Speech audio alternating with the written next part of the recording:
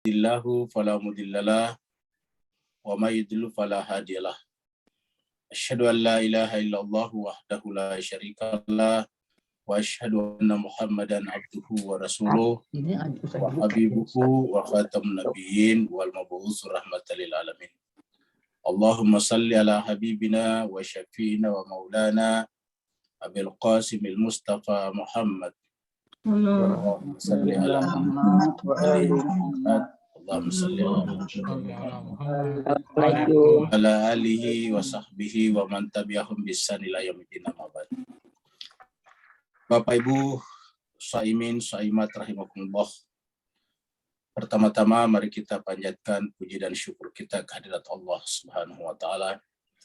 Karena atas perkenannya lah sehingga kita bisa bersua dalam keadaan sehat walafiat, dalam keadaan iman dan Islam, dalam keadaan berpuasa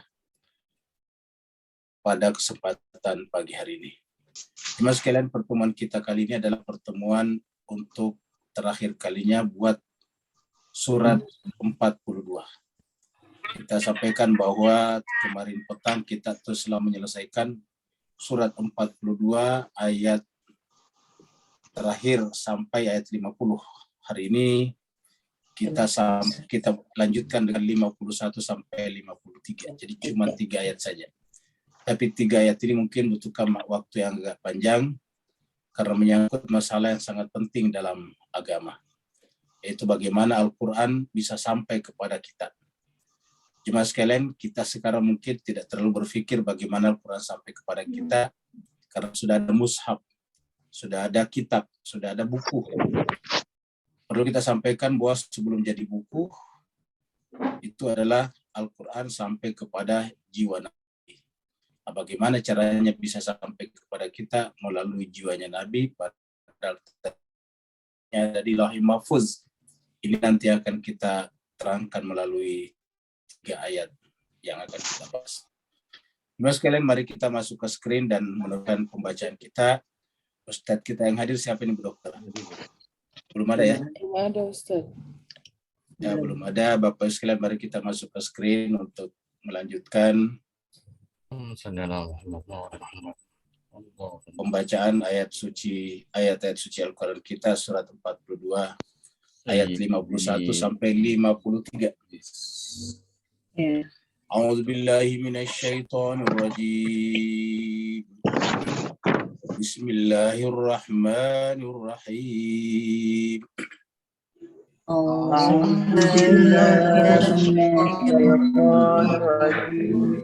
Bismillahirrahmanirrahim.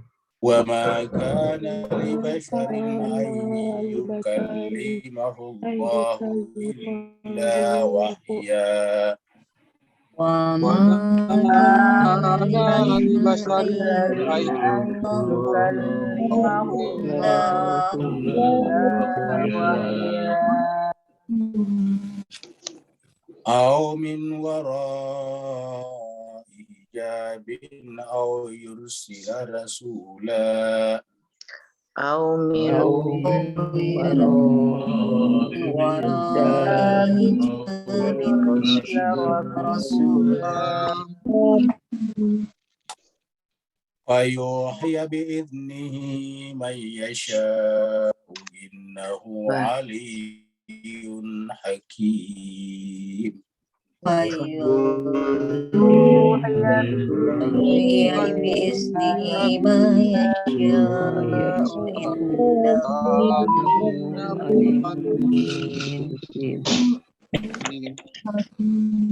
kadzalika awhayna ilaika ruhan min amrina.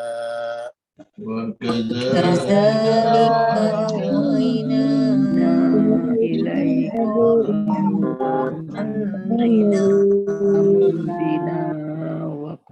ma kunta tadri mal kitab walal iman walakin ja'alnahu nura ما أنت تدري ما الكتاب الإيمان ولا نور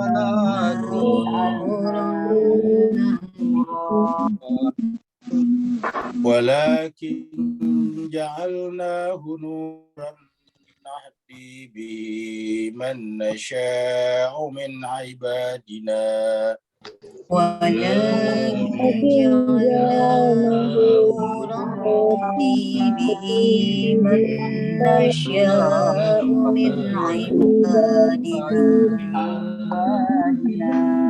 وإنك لتهدي إلى صراط مستقيم وإنك لتهدي إلى صراط مستقيم صراط الله الذي له ما في السماوات وما في الأرض صراط الله الذي له ما في السماوات وما في الأرض ألا إلى الله تصير الأمور ألا إلى الله تسير الأمور صدق الله العلي العظيم صدق الله العلي العظيم اللهم اللهم صل وسلم وزد على رسول وبارك على رسول الله وآله الأطهار على رسول الله وآله الأطهار اللهم صل على محمد وآله اللهم صل على محمد وآله Bapak Ibu sekalian, terima kasih banyak telah ikut melantunkan ayat-ayat suci Al-Quran di surat 42, surat Musyawarah, ayat 51 sampai 53.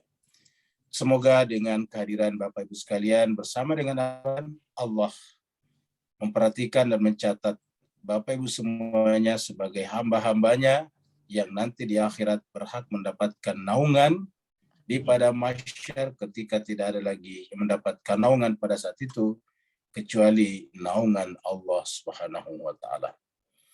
Surat 42, surat Asy-Syura atau surat Musyawarah. Musyawarah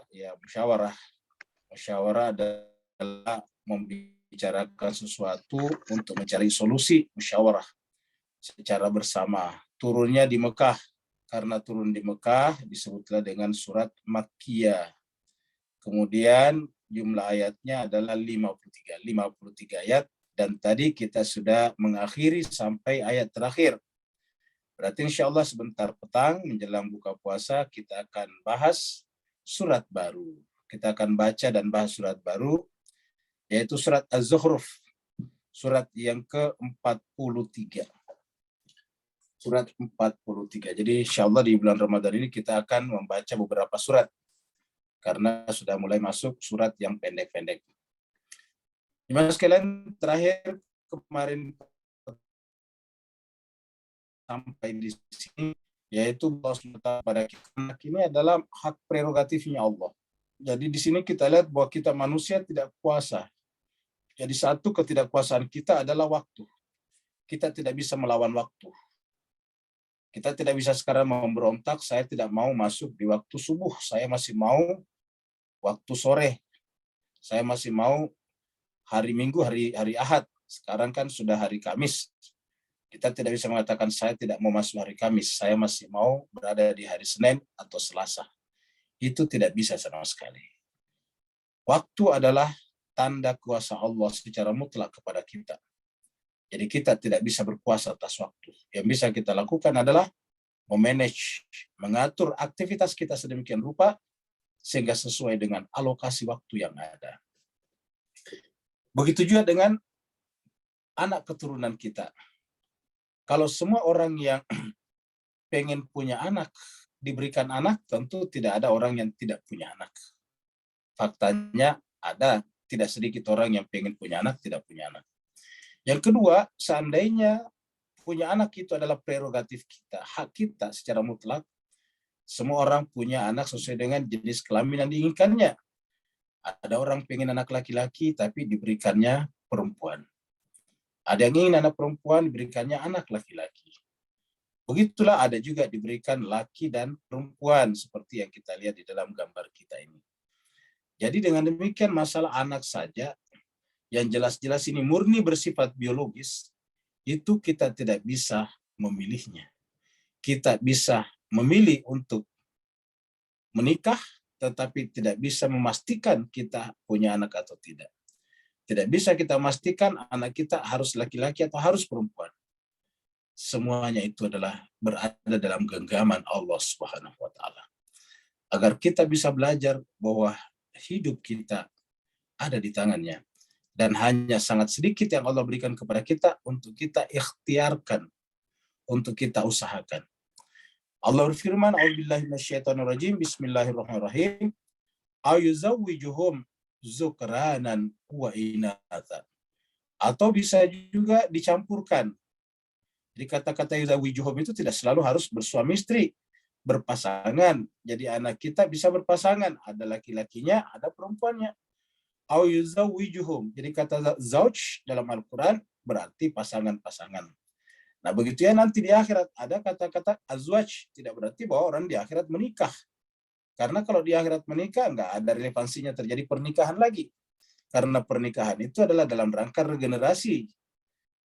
Dalam pernikahan itu dalam rangka untuk saling melengkapi. Sedangkan di akhirat, kebutuhan untuk saling melengkapi sudah tidak ada. Semua orang hidup secara independen di dalam surga. Jadi semua orang di surga hidup secara independen, secara merdeka. Satu orang tidak lagi bertumpu pada orang yang lain. Satu orang tidak lagi hidup dipertanggungjawabkan oleh orang lain. Satu orang tidak lagi hidup mempertanggungjawabkan juga pihak lain. Jadi kata-kata zauj atau azwaj dalam Al-Quran kaitannya dengan surga harus dipahami seperti mana kita memahami ini. Au yuzawwijuhum dzukranan wa inatha. Atau kami mempasangkan. Jadi sebetulnya bukan menjodohkan, karena dalam bahasa kita jodoh itu cenderung kepada pernikahan. Jadi yuzawwijuhum dipasangkan laki-laki dan perempuan. Ada laki-lakinya, ada perempuannya. Wa yaj'alu may yasha'u aqima. Dan Allah SWT juga menjadikan, bukan menciptakan ya, ja'ala menjadikan, jadi datang belakangan. May yasha, siapa yang dia kehendaki, aqima, tidak punya anak. Innahu alimun qadir. Sungguhnya dia Allah adalah alim, maha mengetahui. Qadir, maha kuasa. Tidak ada satupun yang lepas daripada ilmunya Allah, dan tidak ada satupun yang lepas daripada qadirnya Allah. Segala sesuatu adalah merupakan jelmaan daripada ilmunya Allah. Sebelum menjadi sesuatu, terlebih dahulu menjadi ilmunya Allah. Beda dengan kita. Sesuatu dulu baru menjadi ilmu kita. Jadi sudah menjadi hewan, baru kita pelajari. Lahirlah ilmu hewan. Sudah menjadi bilangan-bilangan, baru kita pelajari. Lahirlah matematika. Sudah menjadi benda-benda fisik, baru kita pelajari. Lahirlah ilmu fisik, fisika. Tapi kalau Allah terbalik. Sebelum menjadi sesuatu, sebelum menjadi alam semesta sudah ada dalam ilmunya Allah. Sebelum lahir anak laki dan perempuan, sudah ada dalam ilmunya Allah SWT. Sebelum munculnya dunia modern sekarang dengan berbagai macam kelebihan teknologinya, sebelumnya sudah ada dalam ilmunya Allah. Satu. Yang kedua adalah segala sesuatu yang terjadi itu berada dalam ruang waktu. Karena berada dalam ruang waktu butuh batasan-batasan. Yang namanya ruang waktu itu kan pembatas. Pembatas waktu dan pembatas gerak. Itu namanya ruang dan gerak, ruang dan waktu. Jadi setiap sesuatu ada batasannya. Nah, batasan itu tidak boleh acak. Harus teratur sesuai dengan proporsinya masing-masing. Maka Allah adalah Qadir. Innahu alimun qadir. Sungguhnya dia Allah itu adalah alim, maha mengetahui, qadir lagi maha kuasa. Nah, jadi cuma sebagai semuanya ada batasan-batasannya. Kata batasan misalnya kita manusia posturnya paling segini, tingginya paling tinggi manusia itu kalau ada yang sampai 2 meter itu sudah tinggi sekali, 2,2 lah kalau pemain basket di Amerika biasanya. Itu sudah sangat tinggi sekali kalau 2,2. Jadi posturnya seperti itu. Tapi walaupun posturnya cuma segitu, jauh lebih pendek daripada zebra, apa itu namanya yang panjang lehernya, jerapah, ya. Lebih pendek daripada jerapah, lebih pendek dari onta, lebih pendek daripada gajah misalnya, bahkan jauh lebih pendek daripada gunung, bintang dan langit. Tetapi manusia bisa mengatur segala-galanya. Karena Allah batasi fisiknya, biologisnya, basyariahnya, tetapi Allah berikan sesuatu yang melampaui kemampuan biologisnya, yaitu akal pikirannya. Itu juga termasuk bagian daripada qadirnya Allah Subhanahu wa Ta'ala. Sekarang kita masuk pada ayat baru. Di ayat baru kita menyaksikan semesta. Di sana ada terang cahaya di pagi hari atau di malam hari, ada rembulan kah atau ada bintang yang sangat terang. Tetapi ayat berikutnya berbicara tentang wahyu. Kalau wahyu biasanya bicara tentang malam hari. Perumpamaannya kenapa? Karena kita hidup di alam materi. Alam materi itu bagaikan alam kegelapan. Lalu kemudian wahyu itu adalah bagaikan cahaya. Maka ketika wahyu datang, tujuannya adalah menerangi kehidupan kita yang gelap. Makanya dalam Al-Quran surat Al-Baqarah dikatakan, Allahu waliyul ladzina amanu yukhrijuhum minaz zulumati ila nur. Allah itulah walinya orang beriman. Apa tujuannya? Yaitu yukhrijuhum, mengeluarkan manusia minaz zulumati, dari kegelapan, ila nur, menuju kepada cahaya. Nah, jemaah sekalian, mari kita lihat ayat berikut ini. Allah berfirman, wa ma kana. Dalam kaidah bahasa Arab, kalau ketemu mim mat, mim ada matnya, ini disebut dengan mim mat. Mim ada matnya, ada alifnya di sini. Kemudian di sini ada kana. Kalau ketemu mim pakai mat, baru ketemu kana, itu artinya tidak mungkin, mustahil, impossible. Jadi mustahil lah bagi basyar. Apa itu basyar? Bukan manusia sebetulnya saja, tetapi manusia biologis. Ya, kalau manusia kan insan. Kalau tunggal, kalau banyak anas ataukah unasun. Nah, sekarang menggunakan kata basyar. Jadi tidak mungkinlah bagi basyar. Apa itu basyar? Basyar kita secara biologis, secara hewani. Kita ini secara tubuh kan makhluk hewaninya. Kenapa disebut makhluk hewaninya? Karena perilaku biologis kita persis sama dengan hewan. Bergerak, berjalan. Kemudian apalagi makan, minum, kawin, itu pasti seperti sama dengan hewan. Jadi secara biologis, secara jasmania, kita itu adalah hewani. Makanya yang membuat tadi kita lebih daripada hewan adalah Allah berikan kepada kita akal pikiran. Yang juga termasuk tadi takdirnya atau qadirnya Allah. Nah, dengan akal pikiran itu kemudian kita bisa melampaui kemampuan dan kapabilitas hewania kita. Itulah sebabnya dikatakan dalam Al-Quran, siapa yang tidak menggunakan kekuatan akalnya, maka seperti hewan ternak. Ulaika kal an'am bal hum adall. Mereka itu seperti hewan ternak, bahkan lebih sesat lagi, kata Al-Quran surat Al-Isra, surat Al-Anfal, surat Al-Araf maksudnya, ayat 179. Jadi kita seperti hewan ternak, kal an'am bal hum adall, bahkan lebih sesat lagi. Nah, dengan demikian ada kata li basyarin. Untuk memahami basyar ini, kelemahannya basyar, karena katakan maka li basyarin an yukallimahullah. Jadi namanya basyar ini tidak mungkin berbicara kepada Allah, tidak mungkin yukallimahullah. Tidak mungkin berbicara kepada Allah Subhanahu wa taala. Ini yang berkali-kali kita katakan bahwa kita secara fisik tidak mungkin berbicara atau berjumpa dengan Allah, karena Allah itu berada di puncak keberadaan, di puncak wujud eksistensi, sementara kita ini secara fisik berada di tempat yang paling jauh, di ujung. Materi itu paling di ujung. Alam materi itu alam paling di ujung. Kalau ibarat cahaya paling di ujung, tempatnya ujungnya itu kan gelap. Ya, jadi di ujungnya cahaya itu paling temaram, paling redup, ya, paling redup. Paling sedikit iluminasinya, paling sedikit intensitas cahayanya, itu di ujung. Ya. Nah, makanya tidak mungkin Allah berbicara kepada kita yang berada di alam kegelapan. Ya, sedangkan Allah sendiri adalah cahaya. Lalu bagaimana caranya? Nah, ini yang kita bicara. Tapi kita lihat dulu apa itu basyar. Kita lihat dulu basyarnya. Dan kemudian apa yang membuat basyar ini kemudian nanti bisa menerima wahyu. Nah, kita lihat surat Al-Hijr. Kita lihat surat Al-Hijr. Surat Al-Hijr itu adalah surat yang ke-15. Ayatnya 28. Mana 28? Allah berfirman, wa idh qala rabbuka. Dan ingatlah tatkala rabbuka, Tuhanmu, qala berfirman, li kepada al-malaikah, malaikat-malaikat. Jadi Allah mendeklarasikan, Allah mempresentasikan. Ya kalau di kampus seakan-akan Allah itu bikin proposal, baru dipresentasikan kepada malaikat. Bukan malaikat lebih mulia dari Tuhan, tapi yang mulia adalah yang mau diciptakan itu.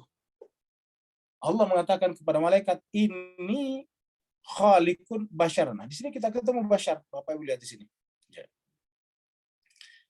Ini khaliqun basyar. Pada saat berbicara tentang basyar, lihat menggunakan kata khaliq, khalaqah. Ya. Nanti kita lihat ketemu di sana kata amr. Sedangkan Allah itu adalah memiliki khalq dan amr. Lahul khalqu wal amru. Ya. Kita lihat tadi di sini. Ya, nanti di sini adalah berbicara tentang amr. Ya.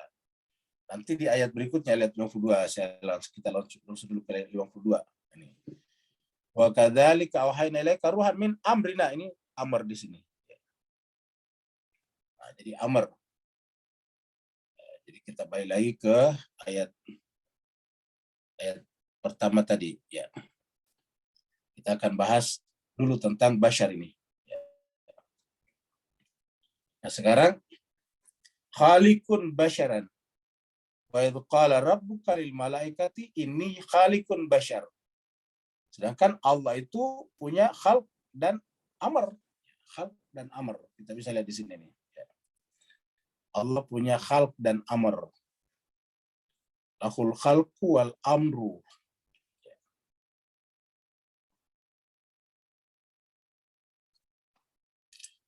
Jadi Allah itu adalah punya khalq dan amr.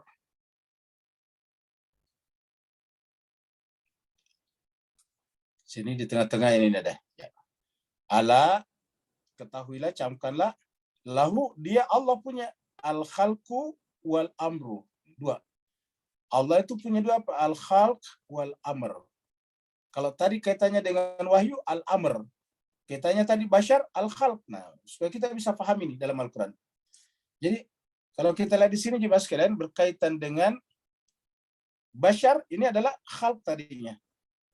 Sedangkan berkaitan nanti dengan amr di ayat 52 tadinya, itu adalah amr.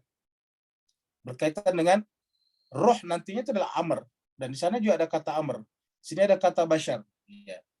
Dan basyar tadi berdasarkan ayat ini adalah menggunakan kata khalq ini. Wa idh qala rabbuka lil malaikati inni khaliqun basyaran.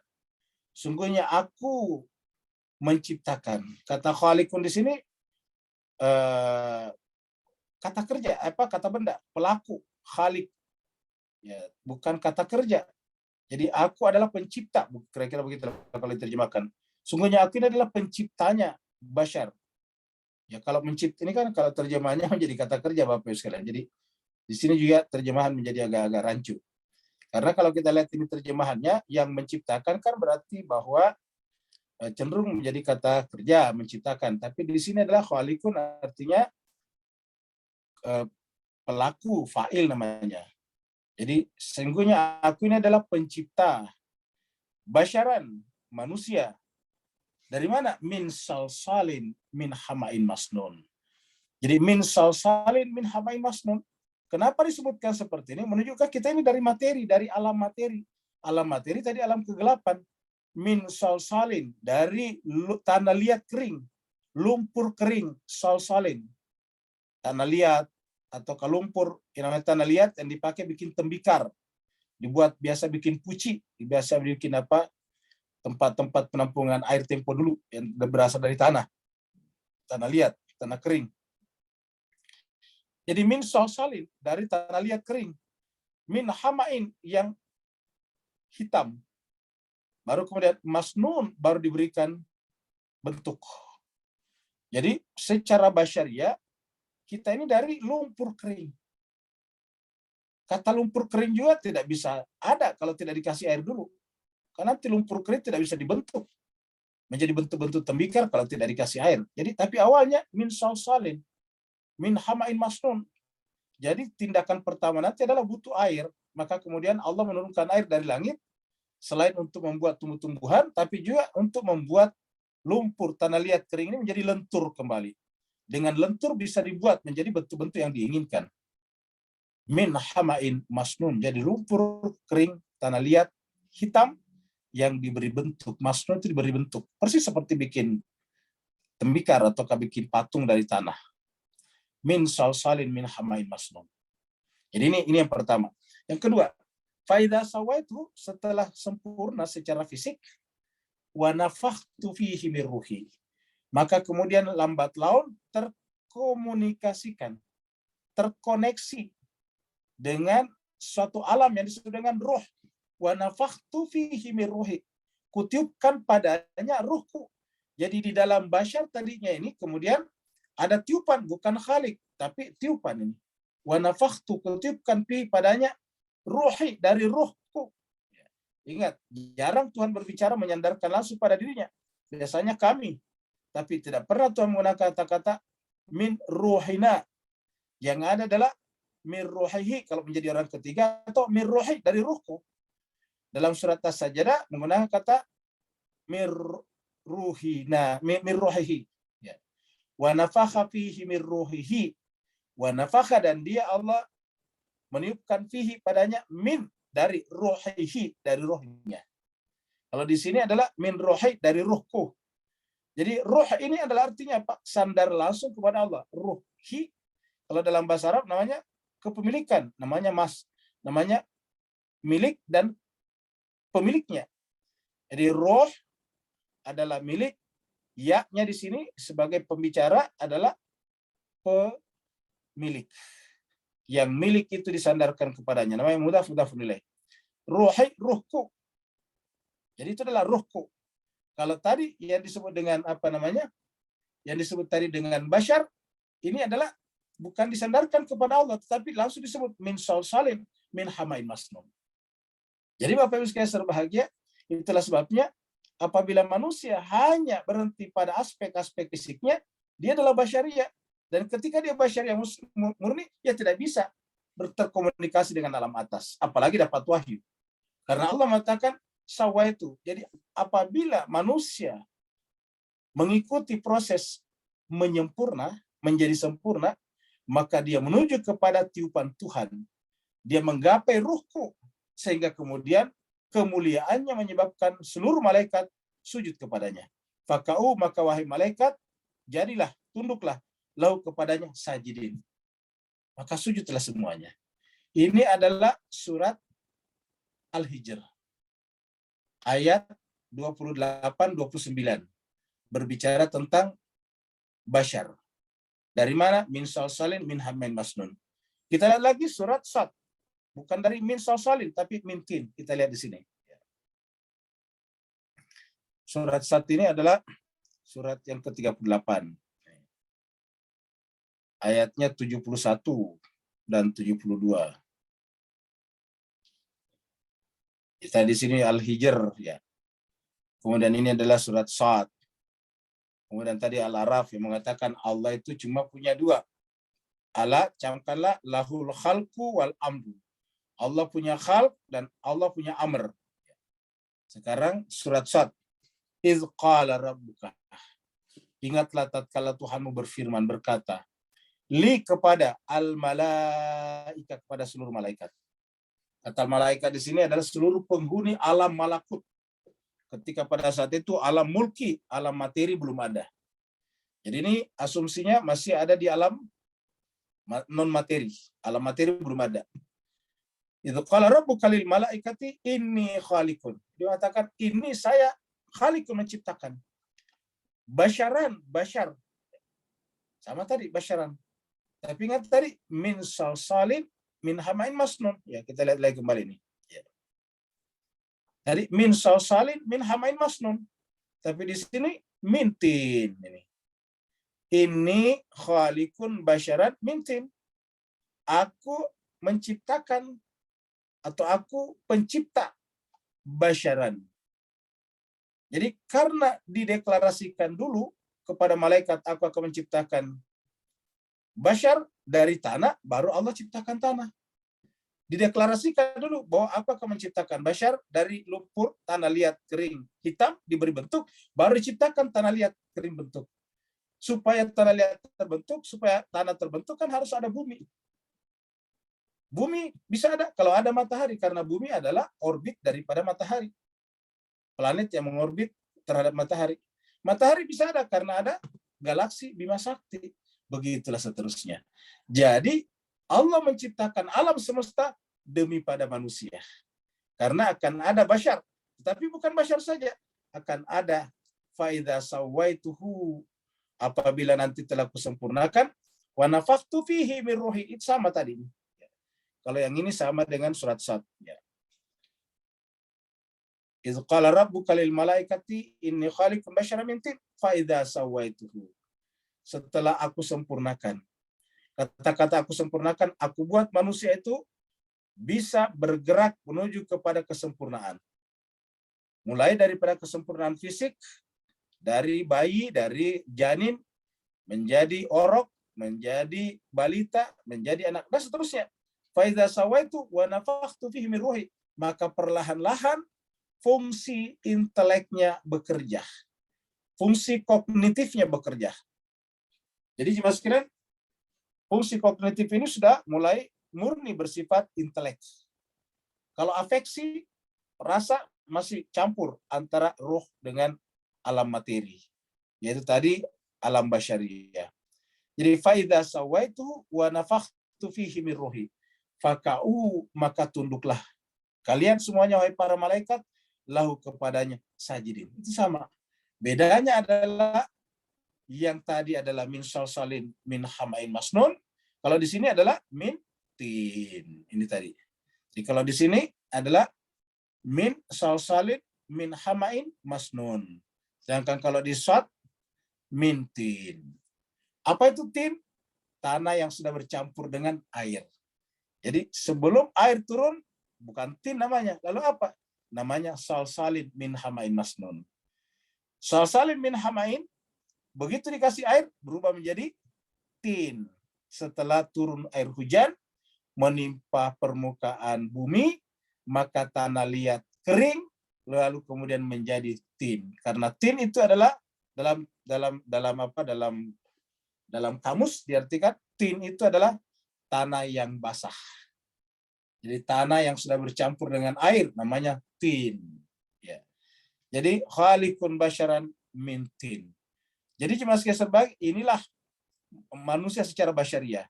Dari tanah yang basah setelah air hujan turun, atau dari salsalin tanah liat kering min hamain yang lumpur, yang hitam. Lalu kemudian setelah kering turun air menjadi tin. Itu prosesnya. Nah, Bapak Ibu yang sangat berbahagia. Jadi kalau manusia hanya berhenti pada basyarnya, tidak mungkin. Maka Allah mengatakan tadi apa? Makana. Jadi Al-Quran itu adalah konsisten. Apa tadi kata Allah? Makana li basyarin. Makana li basyarin. Tidak mungkinlah. Makana tidak mungkinlah basyar manusia. Lumpur hitam yang diberi bentuk. Tidak mungkinlah manusia tanah yang sudah basah. Jadi kita lihat, tidak mungkinlah manusia tanah lumpur kering atau tanah basah an yukallimahullah, untuk Allah berbicara kepadanya. Tidak mungkin Allah berbicara kepadanya. Jadi ayat ini menjelaskan kepada kita bahwa kalau kita hanya berhenti pada memikirkan basyariah kita, kita hanya berhenti berpikir tentang makanan, minuman, dan hubungan biologis, itu kan hubungan hewani semuanya.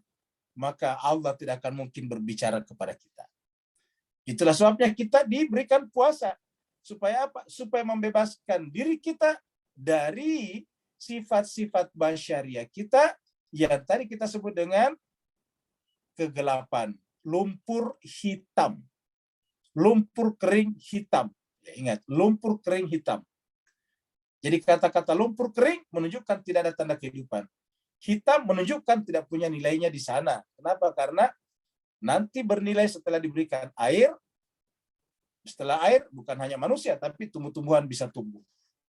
Wa ma kana li basyarin ayyukallimahullah. Tidak mungkinlah.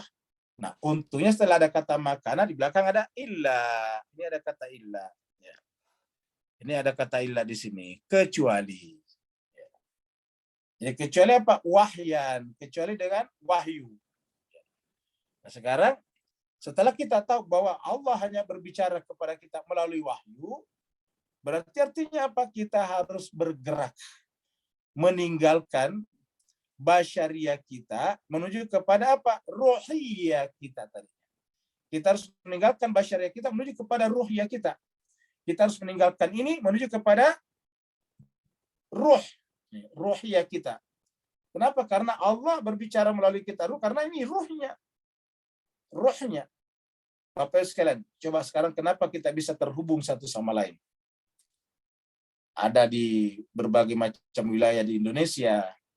Ada dari Jawa Timur, Jawa Tengah, Sulawesi, Sulawesi Selatan. Ada dari timur sana, ada juga dari Malaysia, ada dari Singapura, dan ada dari berbagai tempat.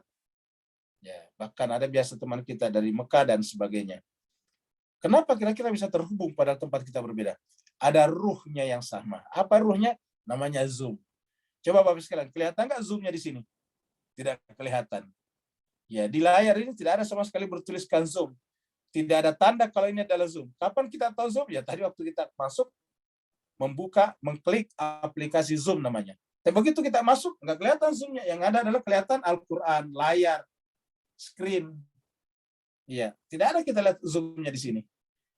Nah, padahal kita ini terkomunikasi dengan suara, terkomunikasi dengan pemandangan seperti ini melalui sebuah platform yang disebut dengan Zoom.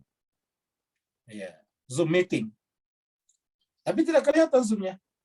Nah, ini kurang lebih seperti inilah roh Allah SWT kepada kita. Kita ini bisa terkomunikasi karena kita bisa saling menyadari. Kesadaran itu yang melahirkan yang disebut dengan perhitungan-perhitungan. Kesadaran itu kemudian melahirkan yang disebut dengan hukum-hukum berpikir. Dari mana itu kesadaran seperti itu muncul? Min ruhi. Najimah sekian serbahagia. Sayang, seribu sayang, banyak orang yang ingin berjumpa dengan Allah, tapi hanya berhenti pada basyariahnya. Sedangkan Allah mengatakan tidak mungkin Allah berbicara kepada manusia basyar. Lalu kepada siapa? Ruh tadi. Ya, ayatnya tadi adalah ruh. Ya. Illa, ini tadi. Illa wahyan min warai hijab. Kecuali wahyu dari belakang hijab. Dari wahyu atau ini dari wahyu. Wahyu itu adalah sama dengan bisikan. Wahyu itu langsung hadir. Namanya wahyu itu ilmu yang hadir di sana. Kemudian min warai hijab. Ya, jadi kita sudah tolak dulu ini, tidak mungkin kita berjumpa dengan Allah kalau hanya manusia basyariah saja. Kalau sudah ada kata-kata makana di sini, tidak mungkin, impossible, nonsense bagi bagi manusia basyariah, manusia hewani untuk berbicara kepada Allah, untuk Allah berbicara kepadanya. Jadi tidak mungkin Allah berbicara, ini Allah di sini pelakunya, berbicara kepadanya, kepada manusia itu, kepada basyar itu. Illa, kecuali wahyu. Jadi yang pertama adalah wahyu. Dan wahyu tadi ini masuk kategori apa? Amr nantinya. Kita lihat di ayat 52 nanti amr. Dan amr itu adalah bagian daripada roh. Tadi kita lihat di sini. Kita lihat ini. Ala, camkanlah, lahu Allah mempunyai al-khalq wal amr. Khalq dan amr. khalq dan amr. Baru kemudian kita lihat di sini. Ya. Surat 17.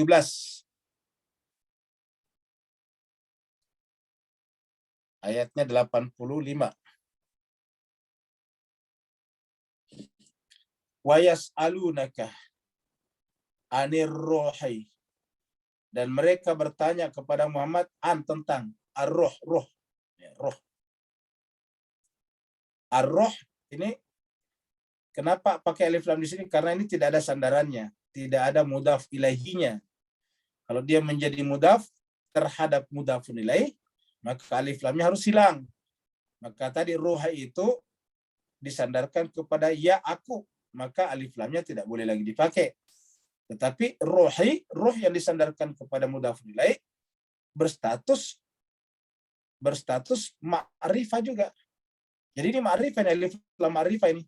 Ya. Jadi walaupun tidak ada alif lam ma'rifahnya, alif lam definitifnya, kalau sudah sandar kepada sesuatu yang lain, mudhafun ilaih, maka otomatis menjadi ma'rifah, menjadi dikenal. Jadi ruh itu sesuatu yang dikenal. Karena dalam Al-Quran, ruh satu tidak pernah berbentuk jamak. Yang kedua selalu menggunakan alif lam. Kecuali kalau tadi dia disandarkan kepada yang lain, dia menjadi mudhaf terhadap mudhaf nilai yang ada di belakangnya, seperti rohi, ya, atau ruhihi, ya. Di surat lain itu rohihi, ya, ruh Tuhan.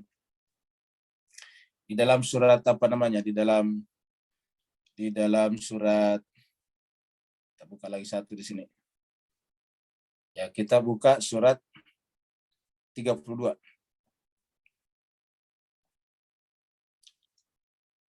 Ayatnya 9. Ya, kita mulai dari 8 ya. Summa ja'ala naslahu alladzi ahsana kulla syai'. Dialah Allah yang paling baik dalam menciptakan ini, khalaqahu, menciptakan sesuatu. Dan dia memulai penciptaan manusia. Wa bada khalqal insan. Dia mulai penciptaan manusia mintin dari tanah, mintin. Summa kemudian, jadi setelah tin, ini pertama tadi bashar, summa kemudian ja'alah naslahu, menjadikan keturunannya min sulalah, dari saripati, min ma'in mahin, dari air yang hina. Jadi tin ini pun langkah kedua tadi. Tan ini kan tahap kedua. Tahap pertama tadi apa? Dari lumpur hitam, kering. Tidak bisa melahirkan apa-apa. Setelah itu disiram air, jadilah tin. Setelah itu kemudian dari tin, nanti anak keturunannya menjadi apa? Dari mana? Min sulalah. Dari saripati, dari sel. Min ma'in mahin, dari air yang hina. Summa kemudian sawahu, dia menyempurnakannya. Wa nafakha, dan dia meniupkan fihi, padanya. Dari mana? Min ruhihi, dari rohnya ini, ruhihi. Roh juga disandarkan kepada dia Allah. Allah di sini nih. Ini hi adalah kata ganti daripada Allah. Ya, di atas ada kata Allah. Ruhihi, dari rohnya, ruh Allah. Ruhillah. Ya, jadi ruhillah ini Allah di sini hi. Baru kemudian wa ja'ala lakumus sam'a wal absar wal afaidah. Jadi kesimpulannya baru kemudian ruhihi di sini muncul. Nah, jadi jemaah sekalian, apa namanya? Sama dengan dalam ayat ini, ruh. Jadi ruh selalu dalam ma'rifah. Dalam Al-Quran. Ma'rifah itu definitif, ya, definitif, jelas. Seperti kalau book kan tidak jelas buku apa. Kalau dikasih the di depannya, the book, itu kan jelas. Wa yas'alunaka 'anir ruh. Mereka bertanya kepadamu tentang ruh. Qul, katakanlah Muhammad, ar-ruh itu min amr, ini dari min amr. Jadi ruh itu adalah min amri rabbi. Berarti bagian daripada apa? Bagian daripada ini. Ya. Jadi kita lihat lagi tadi mana? Surat Isra ya. Jadi yas'alunaka 'anir ruh. Mereka bertanya kepada Muhammad tentang ruh. Qul, katakanlah ar-ruh itu min amri rabbi, dari amr Tuhanku.